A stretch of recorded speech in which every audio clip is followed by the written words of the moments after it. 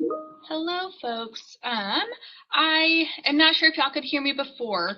We are having some technical difficulties. Hopefully y'all were able to see the chat.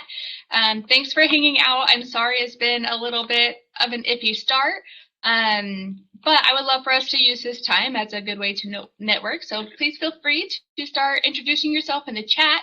I'm excited to meet all of y'all virtually, so feel free to start doing that. And as soon as we get our speaker back, we'll be on a roll. So thank you, thank you.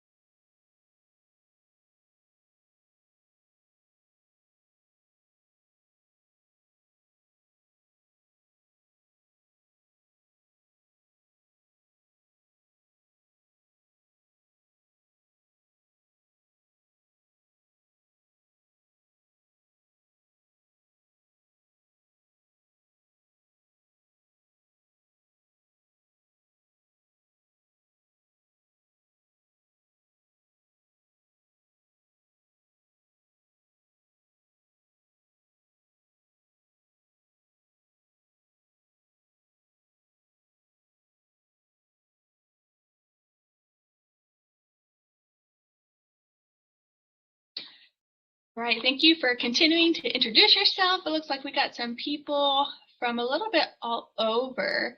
I'm kind of curious who has the lowest temp right now, because here in Texas it is really, really chilly in College Station. I think it's, you know, like 30 or something, but as somebody who wanted to live in Texas because of the warm weather, this is very chilly. I wanted to thank you all again for your patience. Our speaker, her computer decided to act a little wonky, as it does when you're supposed to give a presentation. So we are trying to get in touch with her, making sure that it was working. I know her computer restarted on her, so thank you again for your patience. Feel free to play a game in the chat to see who has the coldest weather. Currently in College Station is 30 degrees, feels like 20 degrees. I think Baylor, who our presentation is from Jasmine, who's currently at Baylor. She said they actually closed for the day because it was so cold. So curious if anybody else is having that. Have a little bit of a fun time in the chat here while we figure out what's going on with technology. 40 degrees in Galveston. Yes, I think we win. Let's see, Fort Worth, 24, feels like 11. Goodness gracious. 16 in Lubbock. Oi. I'm just not. 25 in Commerce. This is intense, y'all. I'm just not. I lived in Ohio for a little bit, and I came back here specifically. Oklahoma, y'all are at 15 degrees. This is really exciting to me, so thanks for playing this game. I think it's always fun when it gets much colder than it normally is. 12 degrees. Where are you at, Megan? For it to be 12 degrees. We're closed yesterday and we'll be closed on Monday. It feels like 19, 16 degrees in Oklahoma. Megan, Fayetteville. Megan, I'm sure your coworker Elle is struggling because she's always cold, so I'm sure she's hating the cold weather. Weather said that the low for Monday at my house is 0. Ooh, that's just when you get all of your blankets and just like pile on top. Do not leave the couch and just stay there all day. So your low is -4. Like, I can't comprehend this madness. Weather channel, yeah, low is -4. I cannot even. Not excited to bridge to our island campus to freeze. Yeah. I'm waiting for A&M to say we're going to be closed on Monday. I have a feeling that we're going to wait until like Sunday at 9 p.m. to send that, because I just don't see how it's gonna work. But you know, we try to keep schools open as much as possible. So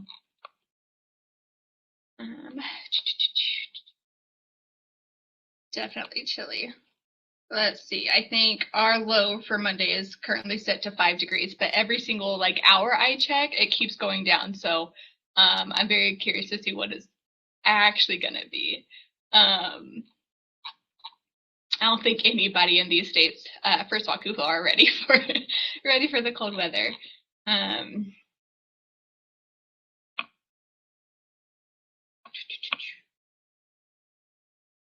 So let's see, does anybody in the anybody actually is your position description specifically about assessment? Yeah, your low is -9. Oh, cannot.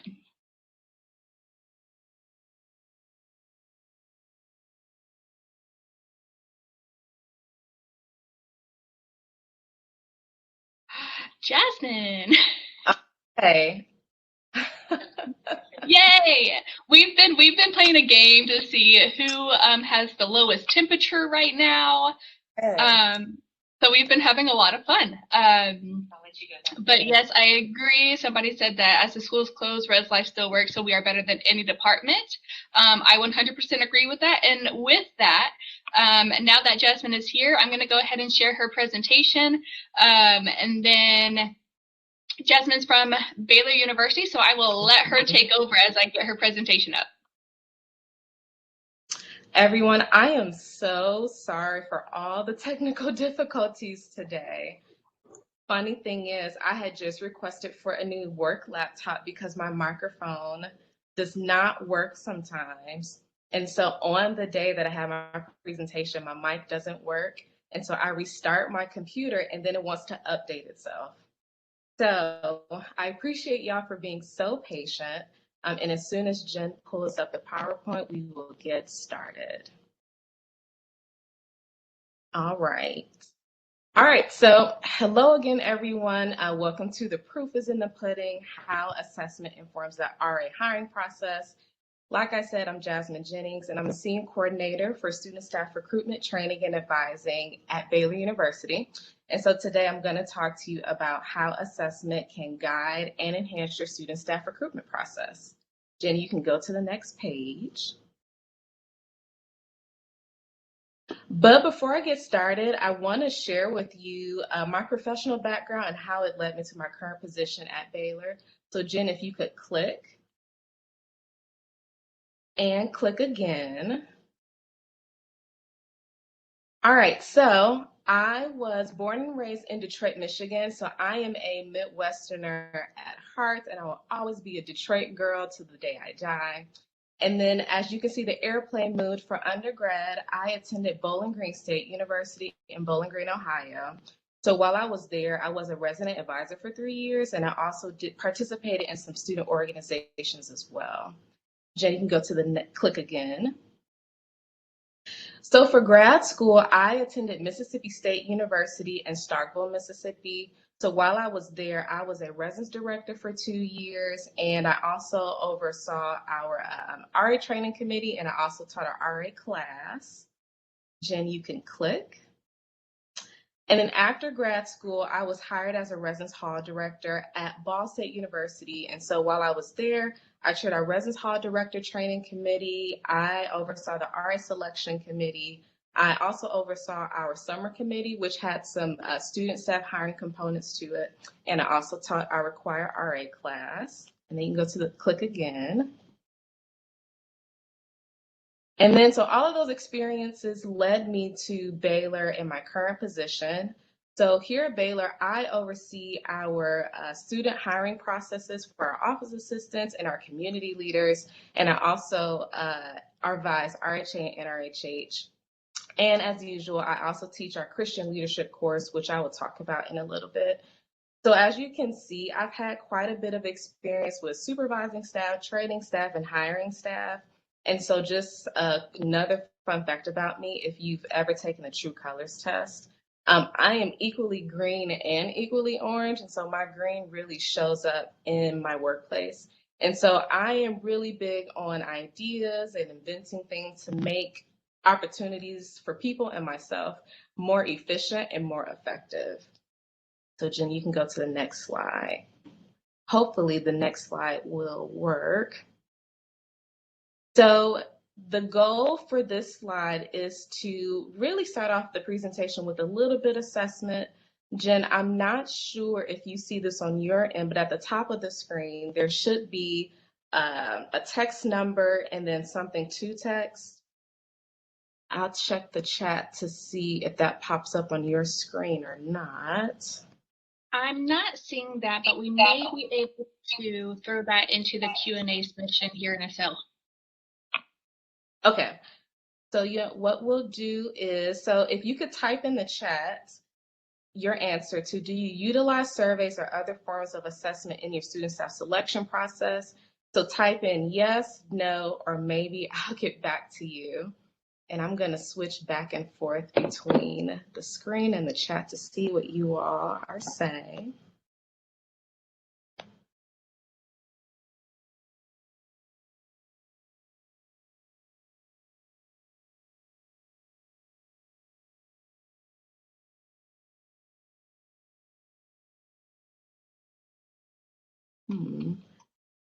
Got a lot of no's coming in. Okay, a lot of no's. Thank you, because I can't even tell what it's saying. Yeah, I can help moderate the the chat. Okay. Yeah. So far all no's, but one person loves the idea. Okay. We have not seen any yeses yet. Okay. So then let's actually go to our next question, which is, so could you select, since a lot of you said no, could you select your reason why you don't have one? So all the responses are, we assess everything in our department, so it's typical if yes is the reason why you assess. I never thought to assess our process. We're evaluating our process because we need to make a change. I don't know where to start, or I'm in the process of thinking about it. So go ahead and submit your responses.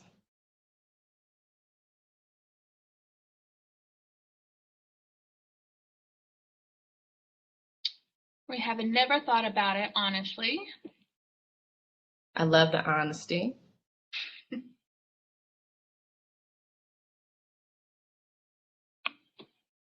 Looks like we're evaluating our process, the process of thinking about it. Okay. Never thought about it, so a couple Okay. more of those. Thinking about it. Okay.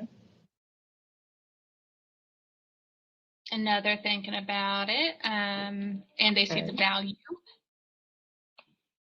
Okay, I like that I'm thinking about it. Okay.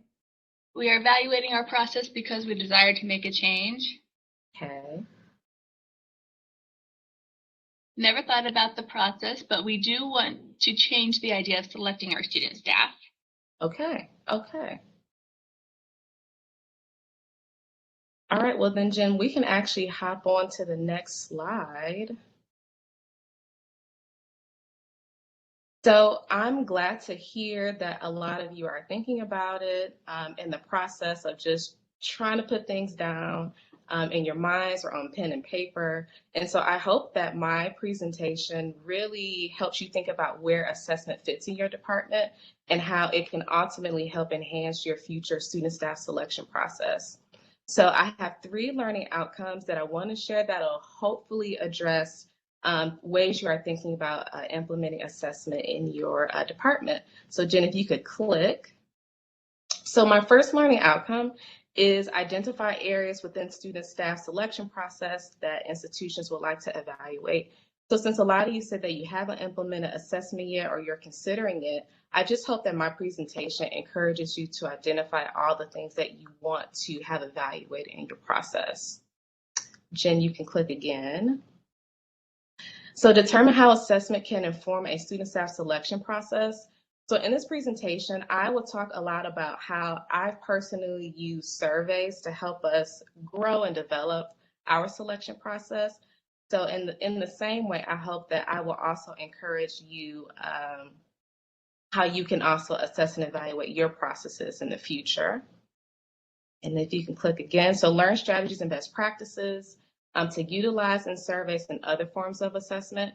So I really want to say this and then emphasize it and then retweet this. I am not an expert. I am not a research guru, none of that. But I just want to share my experiences and all the strategies that I've used so that way you could potentially use them as well in the future. So Jenny, you can go to the next slide. All right, so before I go into the nitty-gritty of everything, I wanted to have a chance to explain some of the terminology that I'm going to use today, so that way you're familiar with phrases and terms that are unique to Baylor. So Jen, if you could click. So our first term that I want to go over is community leader, or CL. So that is Baylor's equivalent to a resident advisor or a resident assistant. So you hear me use that word or CL on and off. You can click again. So CO class, AKA RA class. So our CO class is a required course that we have for candidates to take before they are hired for our position. And so this course is equivalent to an RA class. I would say the largest difference is our focus is on Christian leadership. All right, the next one is Residence Hall Director, or RHD. And so this is someone that oversees all of our residence halls on campus. And we actually have 3 different types of hall directors, but this position is equivalent to a community or residence director or community coordinator. Next is Campus Living and Learning, or CLNL, and you'll probably hear me say CLNL more often than not. This is the office that I work in, but this is also the office that oversees all of Baylor's housing on campus. And so this is an equivalent to Office of Housing and Residence Life at other institutions. Next is nominated candidates, and you will actually hear me say this phrase quite often, but our nominated candidates are just students that were recommended to apply for the CL position by a CLNL staff member. And our last term is Recruitment and Selection Committee. So this is a CLNL committee that I oversee. And so with this committee, we are the ones coordinating our community leader hiring and recruitment processes. Okay, so for this slide, I really want to discuss how I made the decision to start evaluating our community leader process. So Jen, if you could click. So the first one is a new position within the department. So when I was job searching in early 2019, I came across this position on Baylor's website. And so during my first interview, my interviewer shared with me that this position was brand new to the department. So the good thing is I had experience with recruitment and selection, but I had never worked for a private Christian institution before. So once I got to Baylor, my goal was to learn how to do things the Baylor way my first year. And so implementing a survey or assessment will help provide a narrative of how all of our stakeholders interpret our selection process. So received informal feedback and needed documentation. So when I started here, I actually received a lot of feedback from our residence hall directors and from my supervisor. So I just wanted a formal way to document everything everyone was telling me, because if I don't write it down, I'll forget. You can click again. So next is a student-centered approach. So I didn't want to make any changes to our selection process without our student voices. Our students are the ones that are being hired. They're the ones being interviewed. They're the ones going through the whole process. So I just wanted to make sure that their perspective was included in all future changes of our selection process. And last but not least, application numbers. So I would say one of the first pieces of feedback that I received when I started the role was that our application numbers have been in decline these past few years. So I wanted to learn what encouraged or discouraged students from applying from the position. So in determining if assessment is right for your RS selection process, my first recommendation for you is to determine your why. I think a clear sense of purpose really provides you a reason as to why you want to improve your efforts. And hopefully you can use this information to actually create change in the future. Okay, so once you define your reasoning for evaluating your selection process, my next recommendation is to create your assessment tool. So when thinking about what you want to do and how you want to do it, I'm going to take us back to elementary, and you want to think about the 5 W's and the 1 H, or I would assume we all learned this in elementary school. So our first W is who, so Jen, you can click. So we actually surveyed 2 different types of CL candidates, and we also surveyed our residence hall directors. And so in the next slide, I'll give you a deeper description as to what our audiences actually look like. Next is how and where. So we use Qualtrics as our survey platform. Baylor actually has a campus subscription to utilize all Qualtrics functions. And so Qualtrics really does a great job of synthesizing through the data, whether it's qualitative or quantitative data. And so it's really great at making reports, and it makes the data make sense.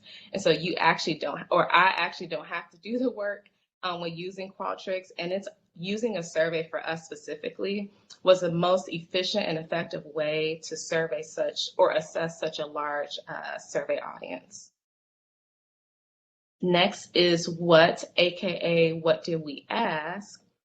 So for our CL candidates, we asked some questions related to their motivation to apply or not apply, who influenced their decision to apply, how did they learn about the position, how they felt about interviews, their thoughts on our CL class, and then their thoughts on our CL qualifications.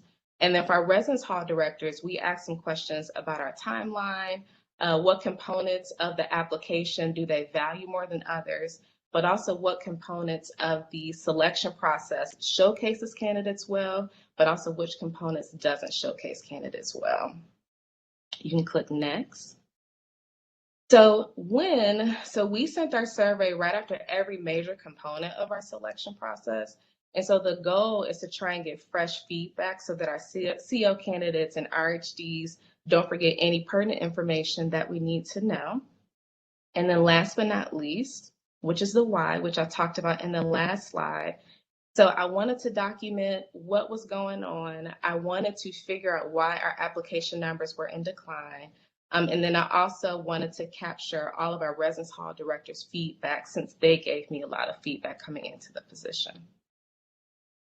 You can click next. Okay.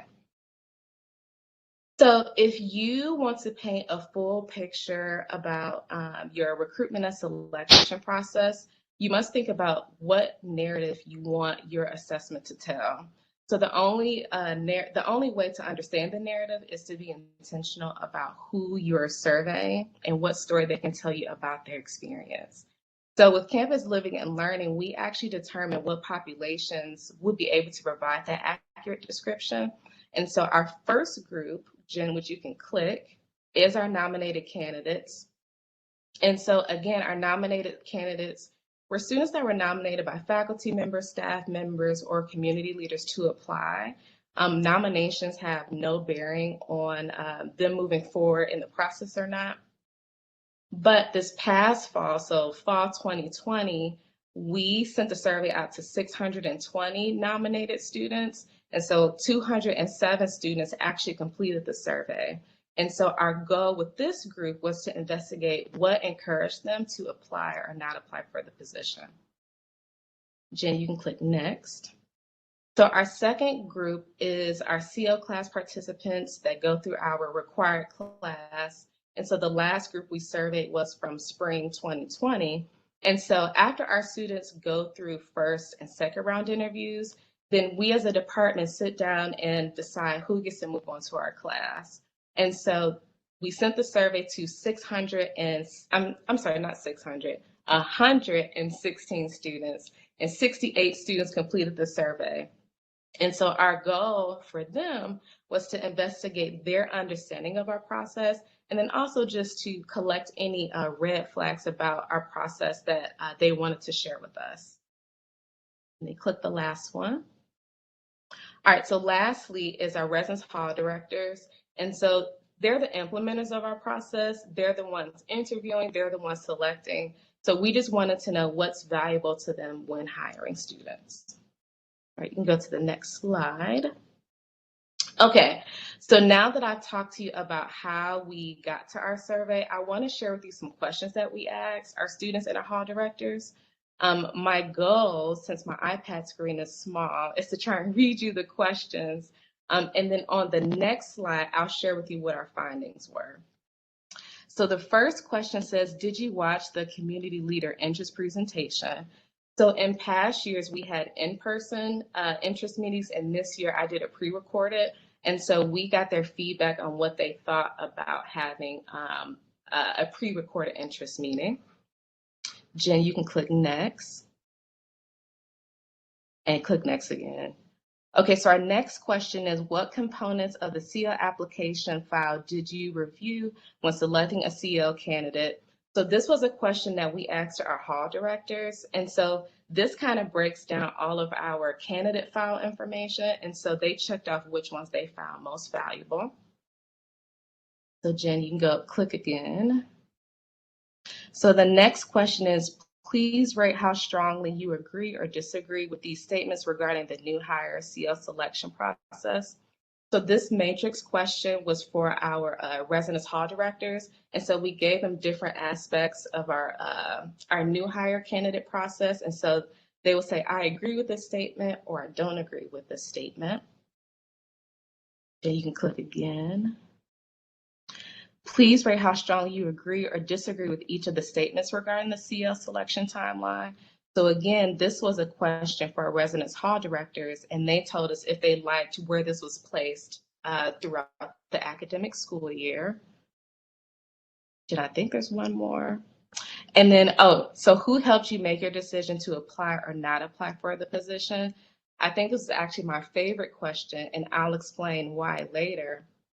But we asked this to our CO candidates, and we wanted to know who influenced you to apply or not apply for the position. Click again. Oh, I guess there's one more. So how did the following factors affect your decision to apply for the position? So this is a question that we asked for our CO candidates as well. And so we wanted to know what motivated you to apply. And I'm excited to share what those results were as well. Okay, so those weren't all of our questions, but those are only some of our questions. But once you distribute your assessment and collect data, so my next recommendation for you is to review the information and then figure out where you can implement change. So when reviewing the data, I would send my committee a copy of the Qualtrics report so they can have some time to review it before our meeting. And so when we would meet, we would literally go through question by question, one at a time. And the question I would ask them is, what are students telling us? Or if it was the RHD survey, what are RHDs telling us? And so I approach the data review this way because the data is telling us a story or is telling us a narrative. And so it's important for us to understand what the story is telling us to do. And so there were also opportunities for our assessment audience to write comments in the survey. So we had multiple choice, matrix questions, and comments. And so we will also categorize each comment into themes and topics.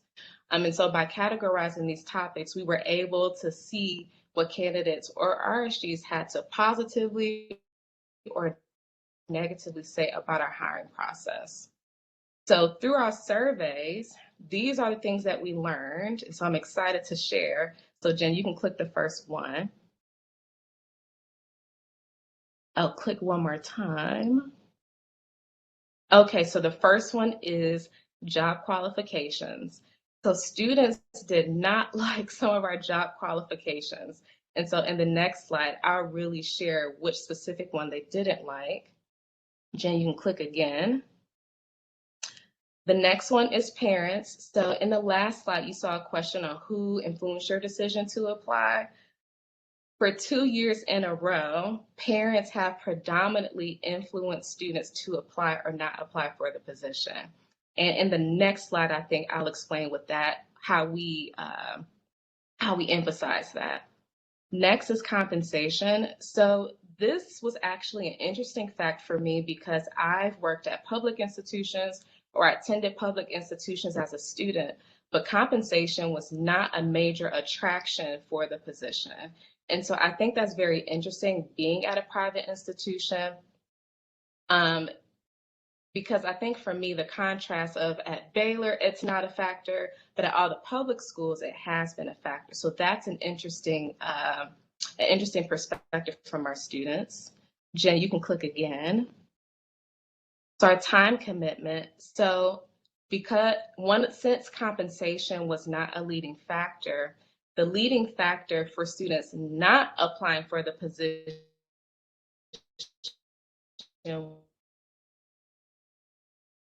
one more time, it's related to, if you could, hopefully. So the time commitment piece is related to college milestones. So this really showed up in our comment section, and this was a repeated comment over and over again. So students, they understand our selection timeline. They think it makes sense. They understand the purpose, but it interferes with their decisions, with making decisions for other college milestones in their life. So the college milestones that our candidates felt like our process interfered with was living off campus, doing internships in the summer because our training dates started earlier than when school started. Students also said that they just wanted to live with friends. And then I think quite a few students also said that since our process starts in the fall and a lot of other opportunities open up in the spring, because they wouldn't know when they would be hired as a community leader, they didn't want to take a chance of losing out on an opportunity that they would hear about a lot sooner than when they would learn from us if they were hired or not. So I hope that made sense. And then Jen, you can click on the last one. And so last but not least, which is the application. And so this was feedback from our RHDs. So our RHDs value certain application items more than others. And I'll explain what that looks like in the next slide. But just to get a little nerdy on you, when I receive all of this data, like I would get so excited. I know that's really nerdy, but I just felt like I was getting answers. And so ultimately, this data really does show us as justification to make any necessary changes to your hiring practices. Okay, Jane, you can go to the next slide. So once you learn what others think of your RA process or RA selection process, it's important that you share that information. And so I actually put together a report of data and recommendations and sent that to my department's leadership team. And so you should consider doing the same because, one, I'm assuming your department would want to know how are you performing, but also there may be some changes that you want to make to the selection process that you need approval for. So if you were to submit a list of recommendations, I would encourage you to talk to your supervisor and just ask, like, what would this look like to submit a proposal of recommendations? And so for me personally, I would anecdotally share all the data information with my supervisor. So that way he was just aware in our weekly one-on-ones what was happening, what students are saying, and what my committee is finding about our process. And then once I spoke with him, I would then go back to my recruitment and selection committee, and we came up with our first set of recommendations. And so I'm going to briefly talk about all the changes that we made for the 2020 through 2021 school year. So the first one is a housing contract change. So just a little background, to move on in the class, our students had to sign the housing contract. And so that was considered a job qualification. And just a little bit of more clarification, they had to sign the housing contract for next academic school year. And so essentially students pretty much told us that they did not like that because if you apply in October and you don't hear back until April and you're not hired, then you are required to live on campus. And they didn't want to live on campus if they did not get a job offer. So now we are able to, or we still have candidates sign the housing contract for next year, but the candidate can now cancel their housing contract as long as they complete the selection process in full. So once the CO class is finished, once they got their grade, once they finish all the interviews and they're now offered the position, they can cancel their housing contract if they like. The next one is an application change. So like I said earlier, RHDs indicated that there were some things that they valued more than others in the application. So we actually removed some of the questions that we asked candidates in the application. But instead, the questions that we asked in the application were present in our CO class feedback that we have our instructors fill out about candidates. So although we removed certain questions out of the application, it was pretty much replaced or repurposed in our CO class feedback from instructors. And then Jen, if you can click one more time. So I think my favorite one, so students overwhelmingly said that their parents influenced their decision to apply or not apply. So this year, we actually started advertising to parents through our Office of Parent Engagement. Honestly, to my surprise, the Office of Parent Engagement actually encouraged us to continue advertising through them and have a future collaboration with them on advertising. And I was actually very surprised by that because I think that was an unexpected partnership that I wasn't anticipating when distributing our survey. And so this past fall, when we surveyed our candidates again, we asked our candidates, how did you hear about the position? and quite a few of them said that they heard about the position from their parents. So I think that was a positive move to make based on what the data suggested. Okay, Jen, go to the next one. So I'm sorry, y'all, I don't have any pudding puns here, but I wanted to share some of the lessons learned since we've started surveys. So the first one is, one thing you should think about is if you should consider using incentives for students to complete surveys. We did not consider incentives. I think for us to send a survey out to 620 students and have a 207-person response was actually way better than what I thought. But I know that sometimes it's hard for anybody that's trying to get a survey completed without incentives. Students tend to not complete them. So you should think about if incentives would be a great way to increase your completion rating. Next one, if you could click, is mobile friendly. So if you decide to do a survey, from my perspective, you want to create something that is mobile friendly. I'm not sure what your institutions are like, but at Baylor, our students are on their phones a lot, like a whole lot. And so they check their email through their phones, they're on Instagram, they're texting. And so we've noticed that our students do complete these things on their phone. So you want to think of questions or think of a survey that will fit a screen, that'll look good on the screen and easy for students to use on their phone. Next one is too many questions. So if you can, try your best not to ask too many questions. That was actually hard for me and my selection committee because there's so many things that we wanted to know, but we had to condense it so that way our students don't check out in the middle of the survey because it was too long. Next one, try your best not to ask leading questions. So when you it is framed in a way that it suggests what you want the answer to be. So your goal should be to have as neutral as possible with your questions. So that way you can get honest answers and not targeted answers. Next one, Jen. Send reminders. So, our students have so many things going on. Our hall directors have so many things going on. So you just want to make sure you send reminders, whether that's via email or if you have a texting automated system or GroupMe, just send reminders so you can get your completion numbers up. Jen, if you could click again. You also want to think about alternative measures for having people complete your assessment. Alternative communication measures. So one thing that I learned from my university, we have a newsletter called the What's New to BU newsletter. And so someone from our marketing and communications department sends that out. And so over the summer, he actually shared that based on the click rates, which is something he can track, he can see that students are not checking their email. So I want to encourage you to think of alternative ways to get students to complete a survey, or your hall directors, for example.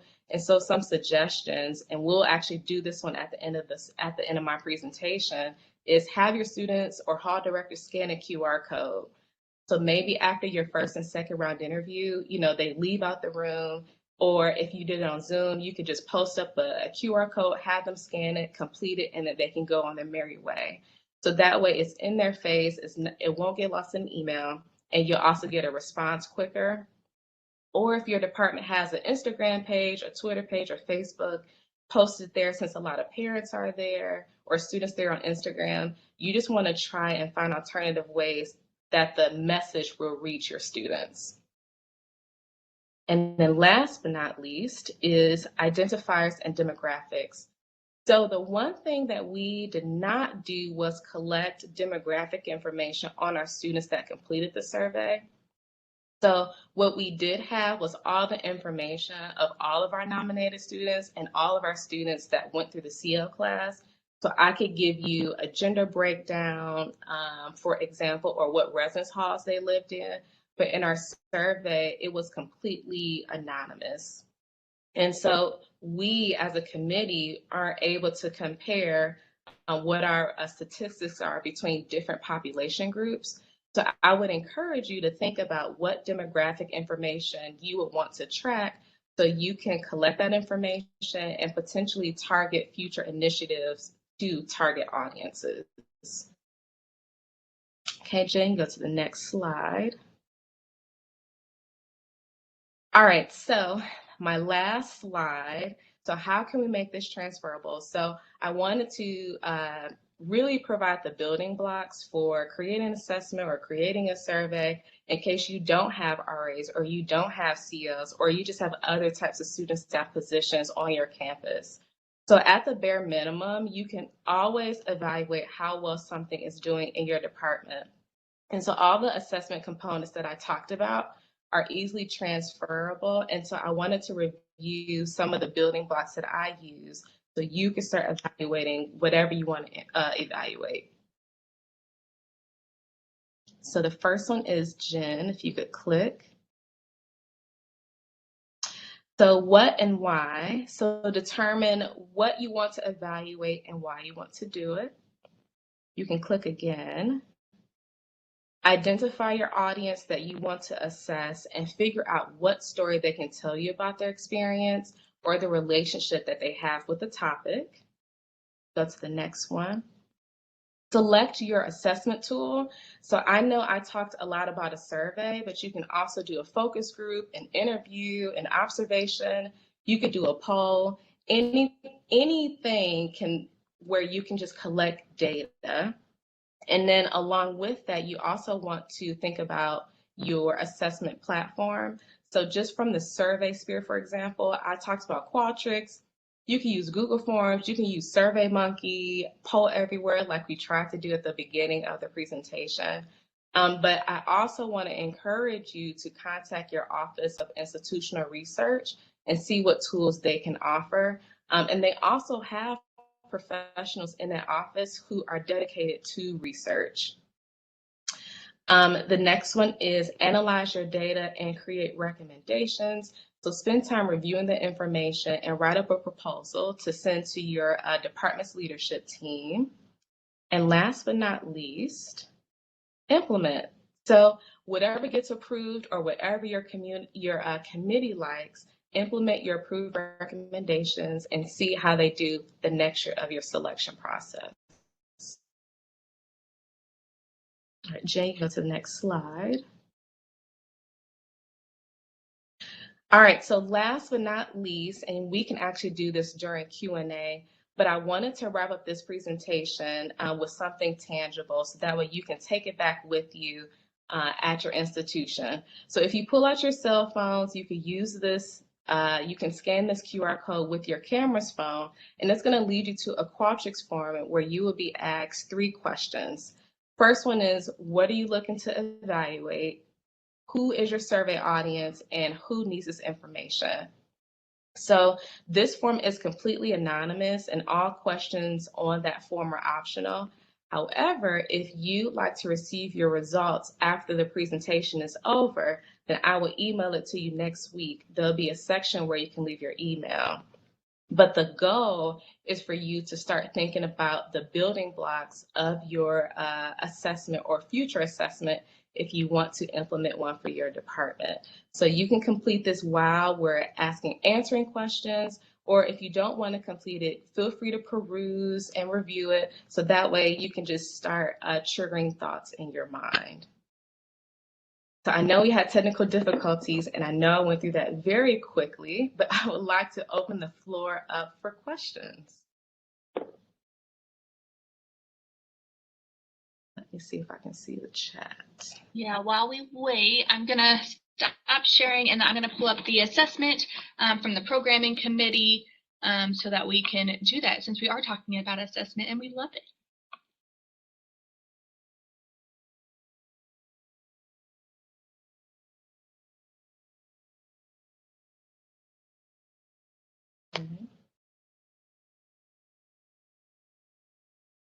Any questions from anyone?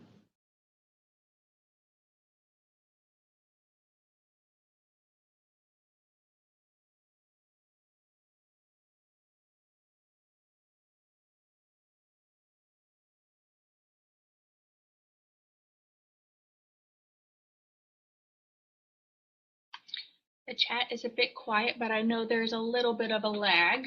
Mm-hmm.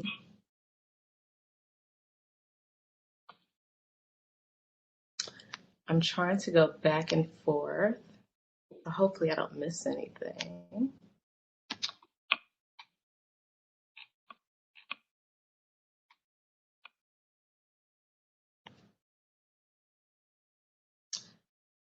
And if you don't want to ask any questions in the chat, you are also welcome to email me. My email address is Jasmine, JASMINE _Jennings, JENNINGS @baylor.edu. Okay, Sarah, I put that in the chat. Hopefully I was correct with what I typed. yep, that looks great. Thank you. There was one question. Are you able to attach this or use this with your curriculum and learning goals? In terms of our assessment or our recruitment and selection process, I would say yes, if I'm understanding your question correctly. I would say one thing that Baylor does outstandingly well, or at least Campus Living and Learning does outstandingly well, is that we do tie our learning goals to everything that we do related to our residence hall communities, our Christian leadership course, and what our community leaders do on their day-to-day job. And so I would say yes, depends on how you want to tie your learning goals into your selection process and how you want to assess how candidates understand your learning goals. So hopefully I answered your question correctly, Sarah. And then we have another question of what are the don'ts when it comes to assessing this area? Did any stand out upon your assessment? The don'ts, that's actually a good question.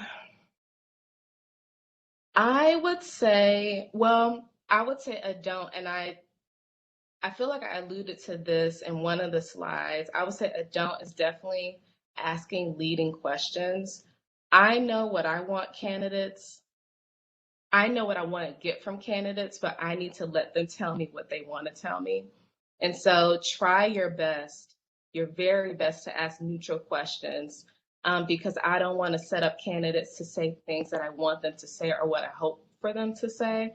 I would also say too, I think another don't, I would say don't implement any changes without consulting your committee or without consulting the people that actually implement it. I think what's interesting about my position is I don't supervise community leaders. I don't supervise a residence hall. And so I am only the facilitator. I'm only the coordinator. And so I don't make any moves unless I get approval from my committee, which is made up of residence hall directors, or if I get approval from my supervisor or leadership team, because ultimately, I actually share this with my community leaders. I'm like the cool auntie of the group. So I see everyone, I talk to everyone, but I'm not personally teaching anyone or disciplining anyone.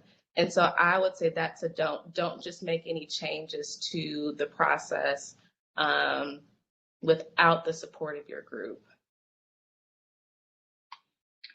Alrighty, thank you so much. If we want to allow our audience to do a lovely clapping virtually. Thank you, Jasmine. We really did appreciate that information as somebody who is also working with the RA selection process. This was very beneficial. So thank you so much for your insight and for doing a great presentation, even with a lack of time because of technology. As a reminder, please do the evaluation that is showing on your screen. Jasmine's email is in the chat, so please feel free. I think she said you're more than welcome to contact her with any information. And we hope that you have a great rest of your Swakuho Friday. Bye, everyone.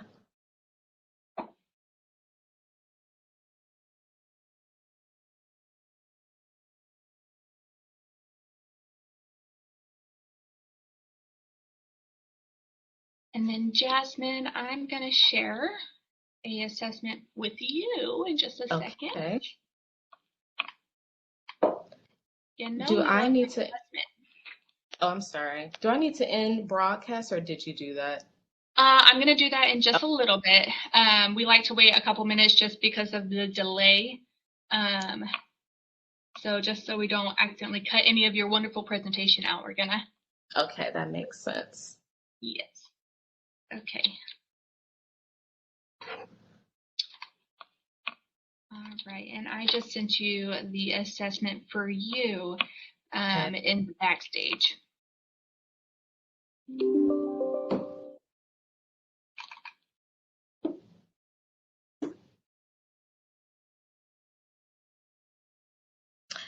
I didn't even know you were sending me chat messages. It didn't even pop up. It's okay. I figured it wasn't, but because I don't know why I don't like. It doesn't notify me when chats are popped up, so I didn't see it. Peppa had put stuff through, so you know we made it through. Thank you for being flexible too. Yeah, of course. Okay.